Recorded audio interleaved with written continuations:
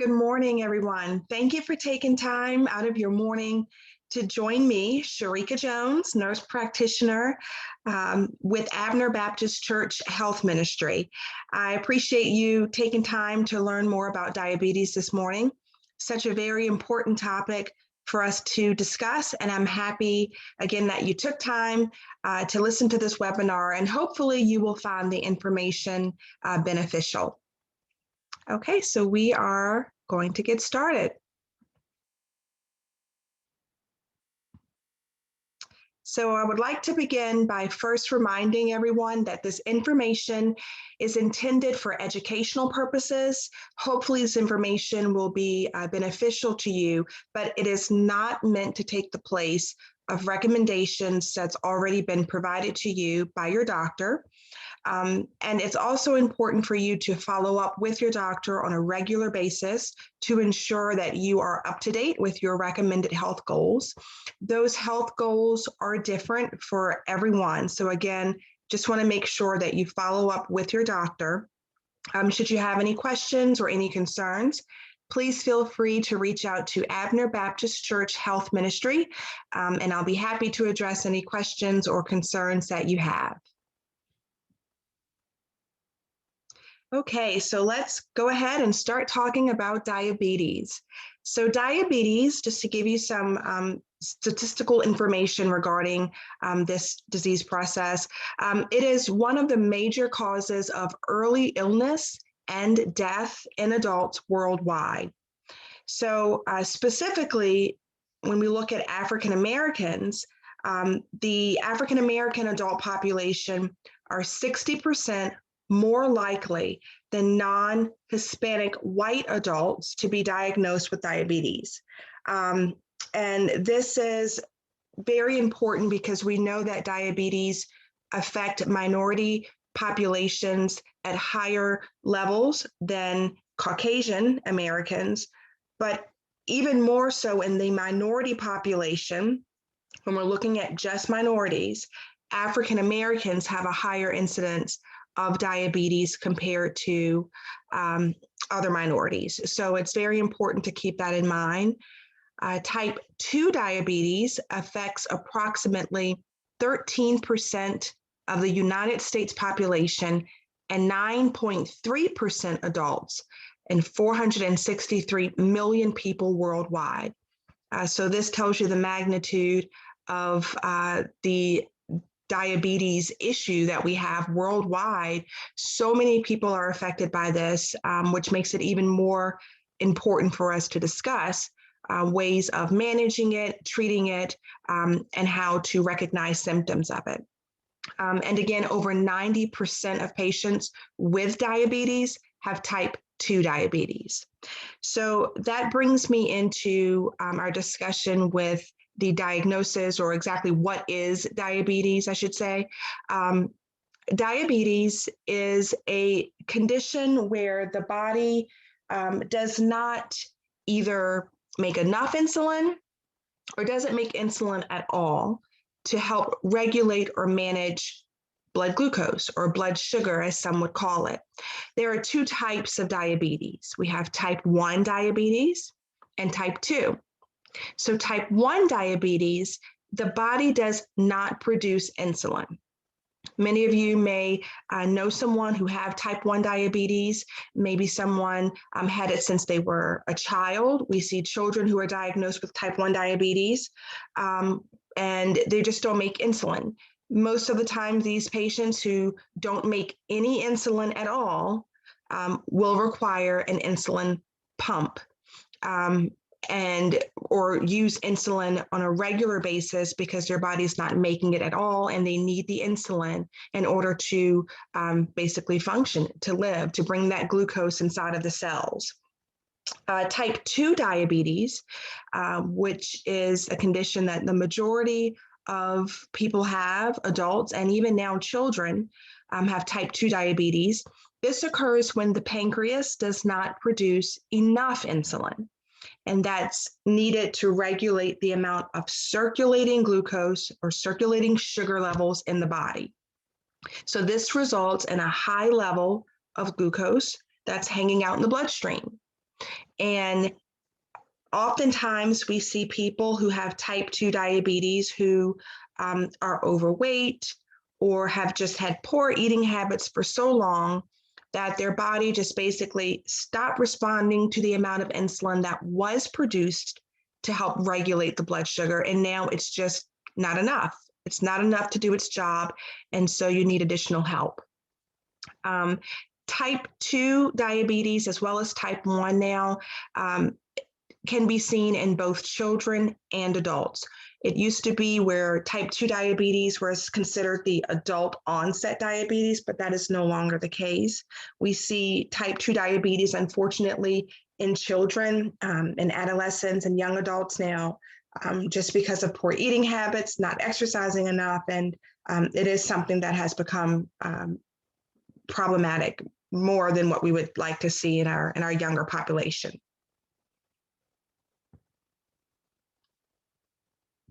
Okay, so what are the symptoms of diabetes?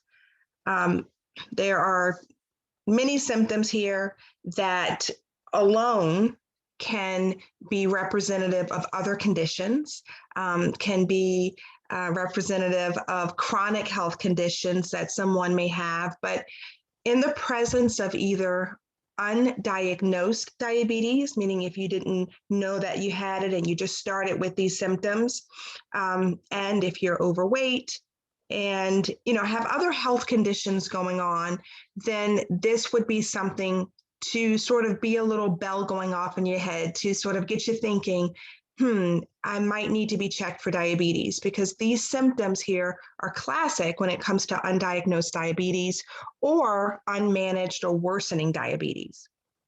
So for the first one here, frequent urination, the term for that we use in healthcare is polyuria. So you're using the restroom more frequently, specifically urination.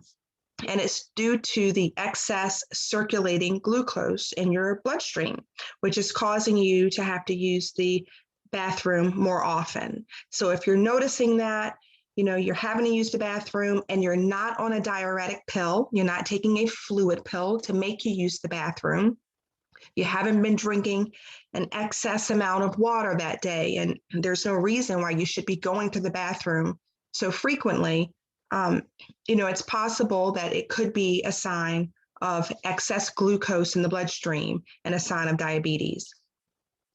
Always being thirsty.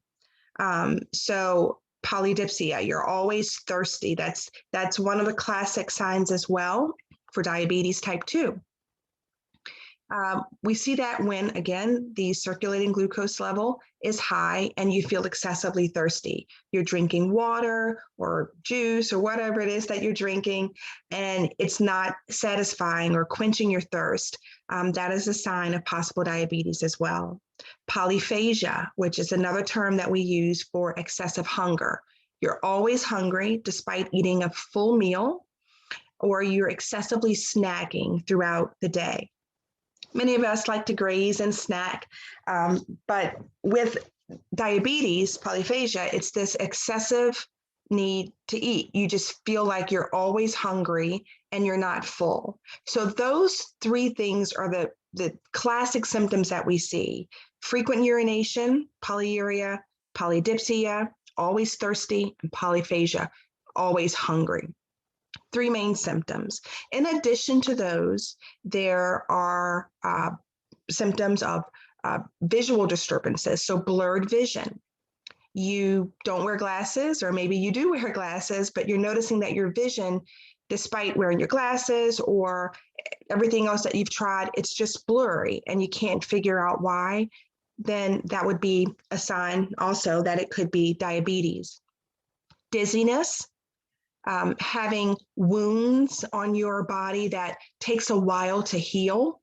Slow wound healing is one of the classic things that we see as well. And again, that has to do with that impaired or that decreased ability of your blood to flow naturally through your vessels because of the excess sugar or glucose that's circulating around. We see irritability, confusion, mood changes. numbness, tingling in hands or feet. That's a big one. The tingling in the hands and the feet represents impaired nerve damage or some problems with the nerve system because of longstanding or uncontrolled diabetes. And that's one of the signs right there that should not be ignored. Really, none of these symptoms should be ignored, but instead you want to bring these up to your doctor so that you can be tested for diabetes, or at least have your numbers tested or looked at again to make sure you're in the right direction and that maybe your treatment doesn't need to be changed or altered, because these symptoms represent a bigger problem and we want to control it while we have an opportunity. Okay, so let's discuss risk factors for diabetes. As with many of the things that I have mentioned before, such as high blood pressure, high cholesterol, when we discuss stroke, heart attack, different conditions, we want to look at your risk for developing these conditions. And so for many of the things that we discuss, a lot of the health conditions that we discuss, there is most often always going to be a familial or family history, which increases your risk for a certain health condition. So specifically diabetes. If there is a family history of diabetes, type 1 or type 2, it is not necessarily a guarantee that you will develop it, but it does increase your risk. And so it's important to be mindful of your family history, bring it up to the doctor, let him or her know what types of conditions are in your family so that it will be on your doctor's radar, on their mind to test you, to be on the lookout for you. We have certain guidelines that we follow. We look at certain age ranges that we begin to test people for certain health conditions. But if we know there's a family history of a certain condition, for instance, specifically diabetes or cancer, we may disregard the recommended age to check someone for this condition and maybe test them earlier. Because we know there's a family history, we might not want to wait so long for a specific age. So that's why knowing family history is so important. Be mindful of that and please share it with your doctor. Again, age. So with diabetes, typically we start testing right around 45 for non-high risk patients for diabetes. For those that are considered high risk, if you have a family history, if you are obese, overweight, if you've had diabetes for women, if you had diabetes while you were pregnant, called gestational diabetes, or other issues such as high blood pressure, high cholesterol, overweight, heart disease, and other conditions, well, then the chances of you having diabetes would be increased as well. So we would test you for diabetes. So we look at age, family history, and also other conditions that would increase your risk. And so we'll want to test you for it. Ethnicity, as I mentioned just a few moments ago, we see diabetes at higher levels in the minority population, and even higher levels for African American women and men. So knowing that we have that as a risk factor, our ethnicity, we want to make sure that we are being tested, especially if we can't do anything about these non-modifiable risk factors, our age, our ethnicity, and our family history. Smoking. Smoking definitely increases your risk for diabetes, as well as so many other negative health conditions. Not exercising or at all or enough, having a poor diet, eating unhealthy foods, fast foods all the time, diets high in carbohydrates, and having poor sleep habits. Believe it or not getting the recommended number of hours of sleep per night really does interrupt what's called your circadian rhythm. It just sort of throws your body, out of cycle. You are hungry at times that you most of the time shouldn't be, or you're wanting to satisfy your sweet tooth and eating salty foods, and it throws off a healthy eating pattern as well.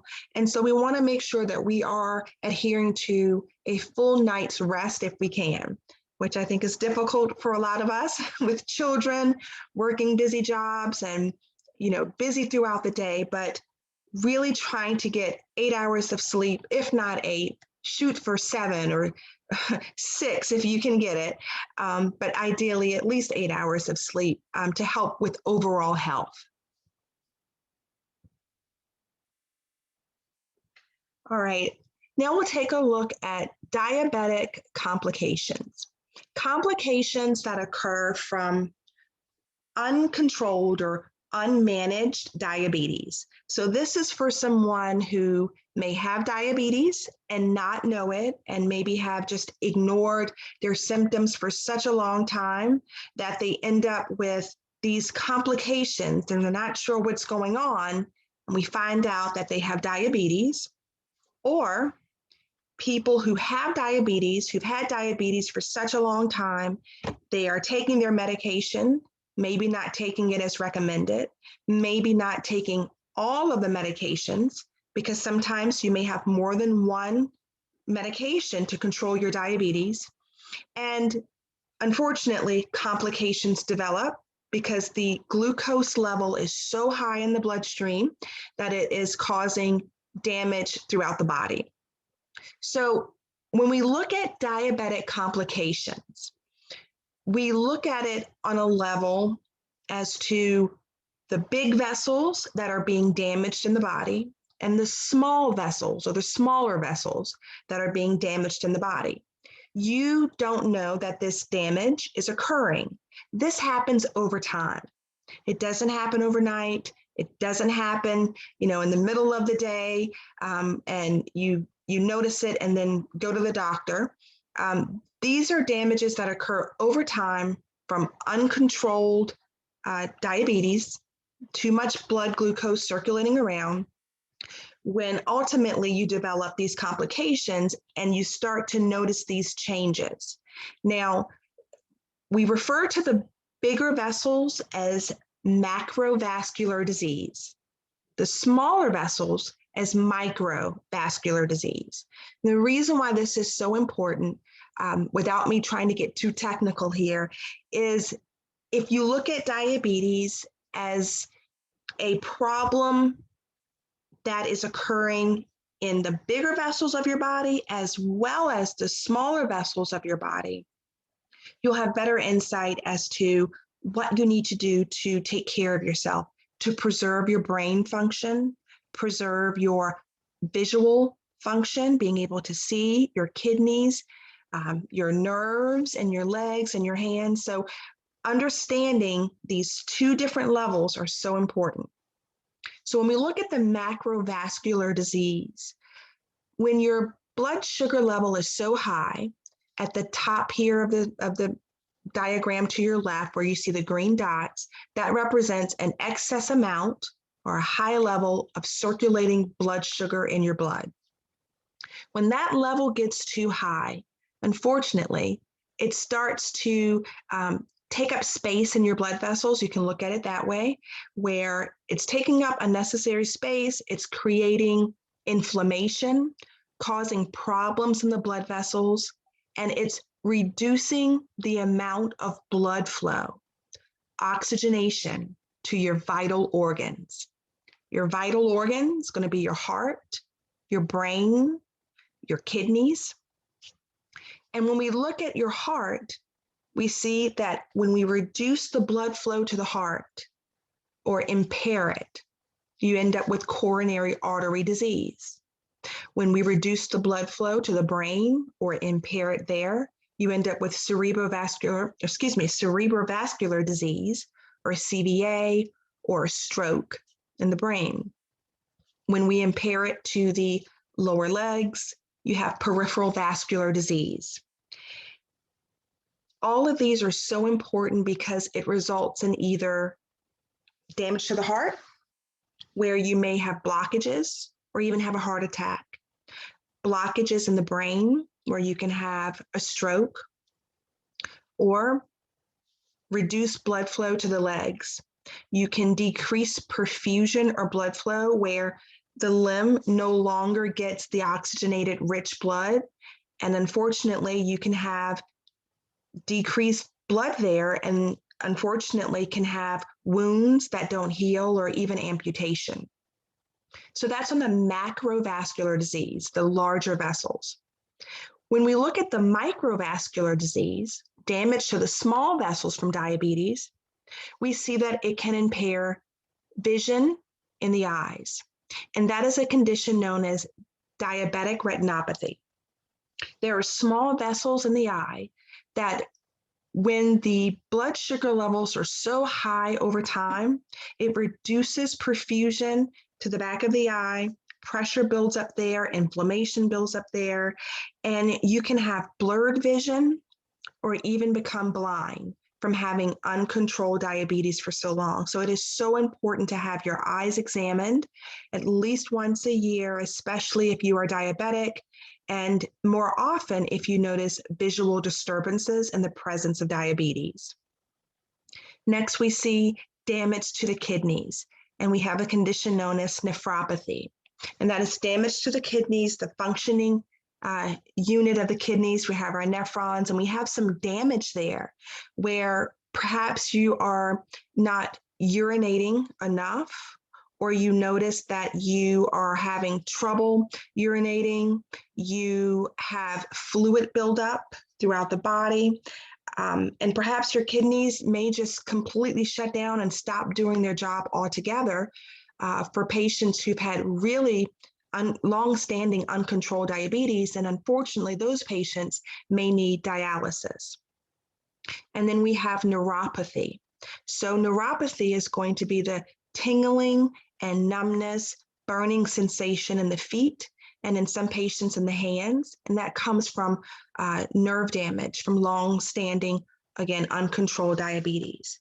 And in many cases, we see patients who have wounds to their skin and maybe have constant infections or skin conditions that they just don't understand why they keep getting on the bottom of their feet or on their legs, and maybe not even know a wound was there.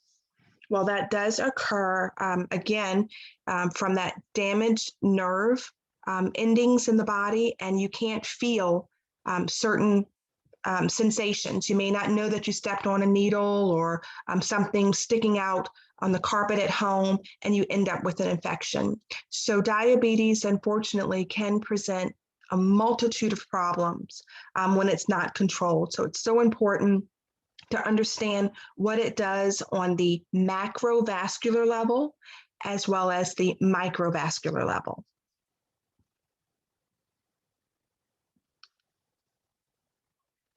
Okay, so moving on and discussing your risks. So I mentioned a few slides back risk factors that contribute to the presence of diabetes in people, more so African Americans, but it is very important to take the time to gauge what your risk level is on your own.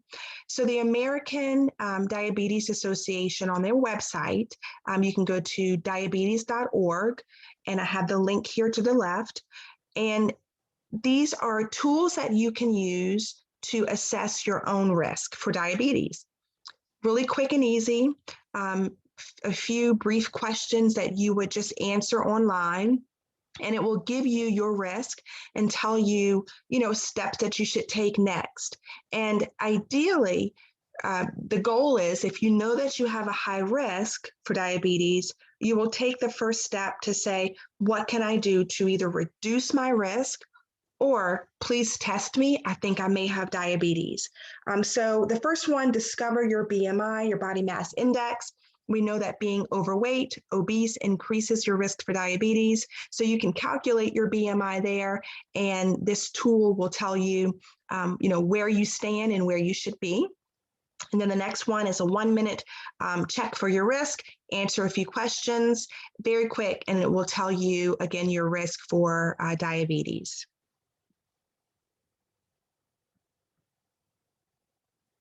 Okay, so how do we diagnose diabetes?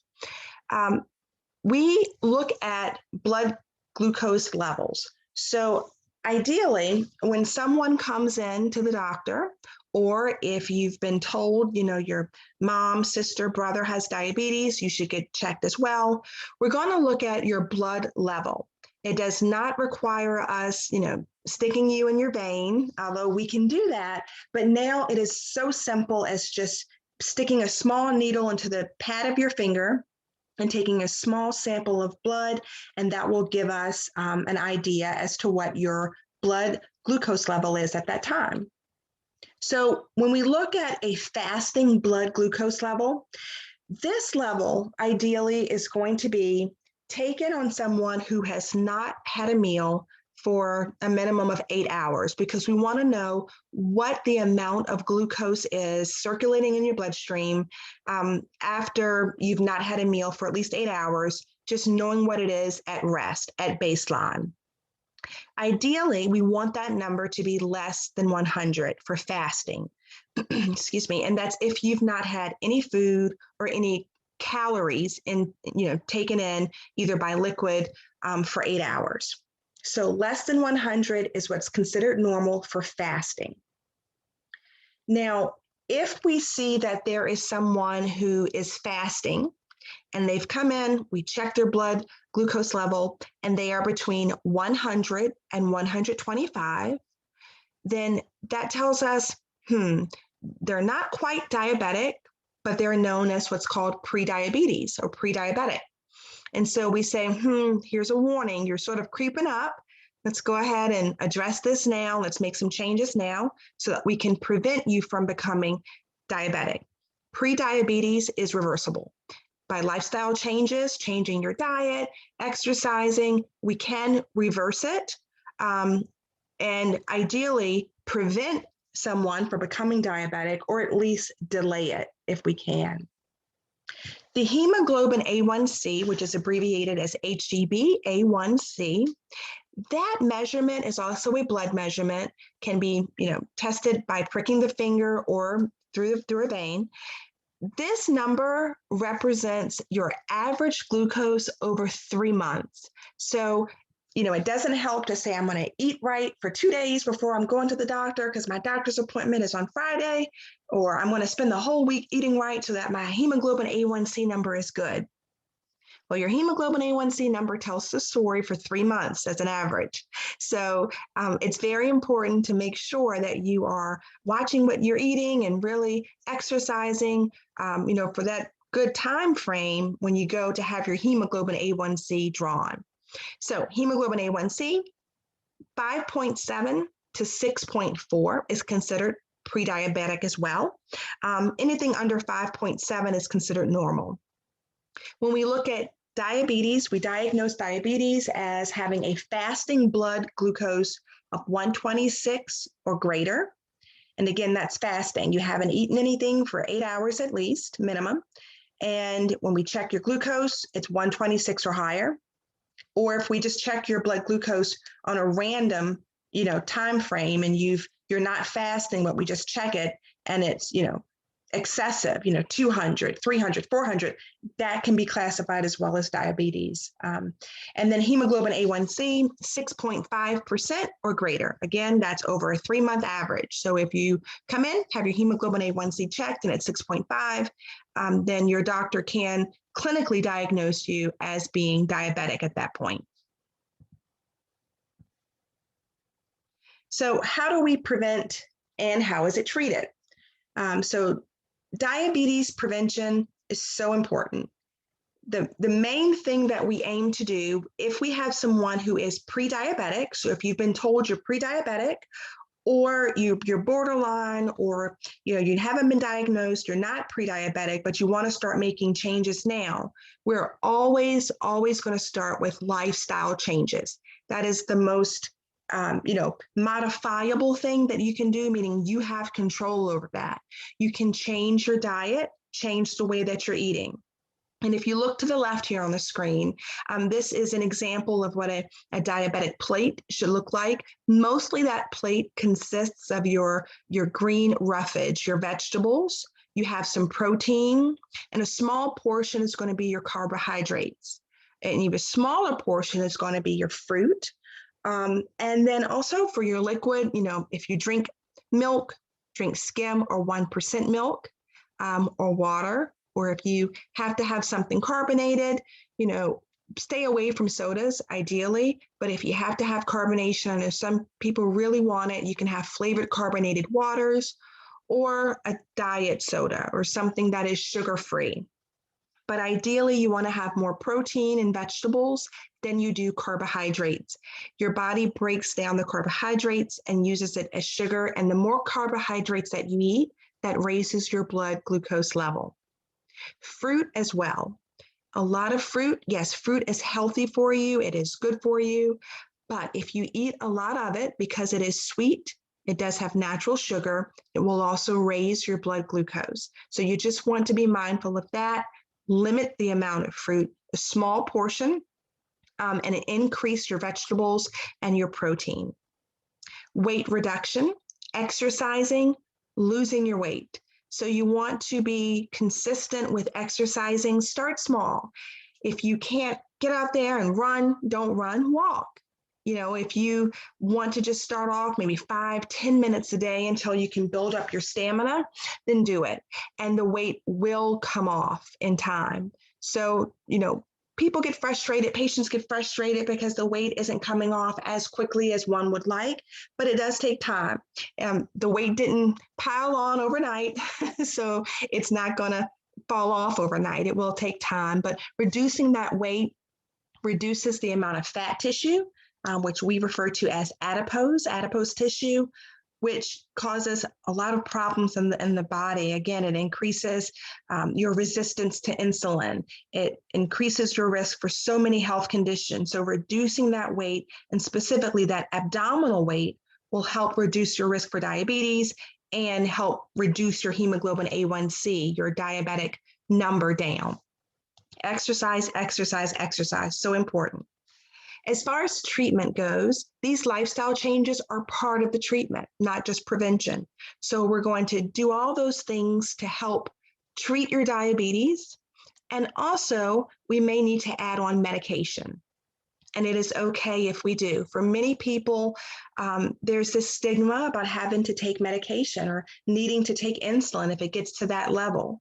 The main goal is to get the circulating level of glucose, that high number of glucose, down. And so we want to do that as effectively as possible.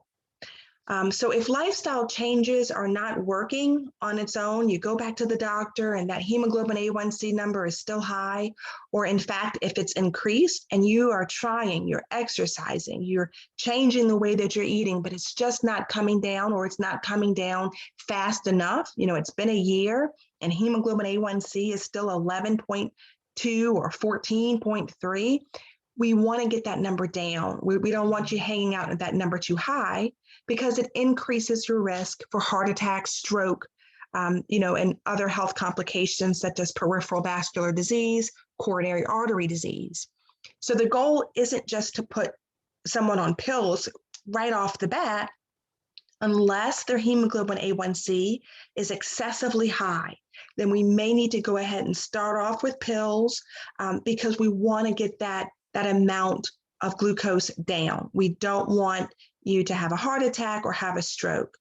Ideally, we might be able to reduce the dosage in time. If you're exercising, changing the way that you eat, we might be able to reduce the dosage. But medications most often are needed. And so if it is needed, I just encourage everyone to not view it as a bad thing, but as truly a blessing that there is a method, a way to help improve your diabetic number. And I've included a link here for the diabetes healthy living recipe there. That's going to give you some understanding about counting carbohydrates and healthy eating, what a diabetic plate should look like. So I encourage you to visit that link if you have a moment, just to get a better understanding there. Okay, in managing diabetes, it is so important to check your blood glucose level and keep a written log. Not everyone keeps the log, and I understand many people are busy during the day and you can't write down every number, but the glucometer, which patients use to check their blood glucose level, does have a memory feature. And so you'll be able to go back and review some of your past readings and at least have something to give to your doctor when you go for a follow-up visit, just so they'll have an idea as to what your numbers have been when you're at home. Have your eyes and feet examined each year. So it's so very, very important. I can't stress it enough.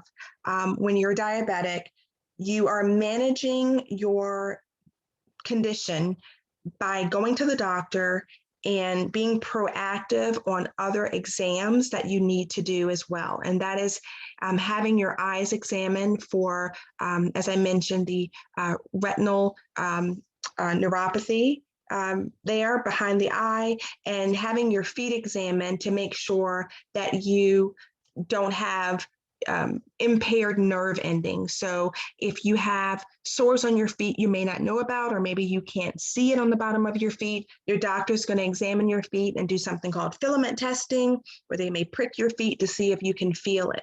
So important to have that done. Again, your diabetic retinopathy exam, as well as having your feet examined at least, with your physician once a year to prevent any complications, infection of the skin, and blurriness of the eyes, or even blindness. So please make sure that it's done. Eating a healthy and balanced diet. So again, focusing on low carbohydrates, increasing your protein and vegetables, and take your medication as directed by your doctor. I can't tell you how many patients may just stop taking their metformin or their glucophage because they have an upset tummy or the dreaded diarrhea. Those things do happen, but that's just in the beginning for some patients, or if the dose is high. Once you take it, continue to take it. Those symptoms do subside, or maybe your doctor can reduce the dosage and slowly taper back up, or put you on a different medication if you just can't tolerate it. But I do encourage you to talk to your doctor if you're having side effects from your medication. Please don't just stop taking it, because again, the blood glucose level is continuing to stay high. And over time, while it's high, it causes damage to your blood vessels, and we're trying to avoid that. Again, see your doctor at least once a year to check your numbers, not just your glucose numbers, but we're looking at your labs for your kidneys, your cholesterol, and your blood pressure. It is very common, very, very common for us to see other conditions. We call these comorbidities, other accompanying conditions with diabetes. So if you have diabetes type 2, we are more than likely going to see something else going on, such as high blood pressure, high cholesterol. And so if we can get you into the doctor, check those numbers, see where we stand, and come up with a plan to address it, then hopefully, prayerfully so, your risk for kidney disease, heart disease, stroke, heart attack, all of those things will be reduced because we're staying on top of it. So we want to manage everything all together. Now, for many people, they don't have a primary care doctor, or you can't get in to see your doctor. I know doctors are so busy, and you try to get in, you can't get in with the nurse practitioner, or you don't have time to go stay at the doctor's office all day. Please consider going to your pharmacy. Walgreens, even Walmart, I don't have their picture down there, but Walgreens, Walmart, and CVS, Minute Clinic, now known as Health Hub, we do routine screenings for diabetes, not just diabetes, but diabetes, high blood pressure. We can check your cholesterol and let you know where you stand there. Blood pressure, let you know what your numbers are. Thyroid levels, really a lot of your chronic health conditions, we can check you there, tell you what your numbers are. And if you don't have a doctor or can't get in to see your doctor, or if you just want to utilize us, you can do that. And you can also get a prescription. If you need to have a prescription written for you for your diabetic medication, blood pressure, your cholesterol, what have you, that can be done. So there really is no excuse to go somewhere to have these levels screened for you just to be tested and managed. And most of the prices, if without insurance, it is listed on the website. I know for CVS Health Hub, it is listed there. And it's pretty reasonable for just a screening. And I want to say around maybe $49 or so, but those prices can change. So please be sure to go to the website and just check it. But just to have it screened, that can be done for you. So please at least be checked, especially if you have symptoms. Don't put it off. Go to your doctor or a pharmacy, make an appointment to get tested. And that brings me into reminding everyone of the warning signs that should not be forgotten regarding stroke and heart attack. I bring this up because, again, diabetes is a contributing factor to stroke and heart attack. So again, we see it in conjunction, diabetes or hypertension, high blood pressure, high cholesterol. You put everything together, it creates these situations here on the screen, stroke and heart attack. So just a reminder for stroke, FAST, remember that acronym, face drooping on one side, arm weakness or numbness, speech is slurred or doesn't make sense, time to call 911 immediately. For heart attack, chest pain, jaw pain, nausea, arm pain or weakness, shortness of breath with or without chest discomfort, call 911. Please don't go lay down saying, I just don't feel well. I'll take an aspirin or a Tylenol and go lay down, or I'll hopefully feel better in the morning. Please don't do that. Time is so important. If you get to the emergency room quickly, there are interventions to save your life. So please remember, with these symptoms, especially if you have those risk factors, high blood pressure, high cholesterol, diabetes, smoke, maybe overweight, don't take, you're not exercising, you haven't gone to the doctor, you may not know if you have diabetes or peripheral vascular disease or coronary artery disease. You may not know if you have those conditions. So if you have these symptoms, these are warning signs. Get to the hospital immediately and call 911. Okay, and that is it for my presentation. I want to thank you all for taking the time to attend this session here where we discuss diabetes. If you have any questions or any clarification on anything, please reach out to the Abner Baptist Church Healthcare Ministry. Thank you and enjoy your day.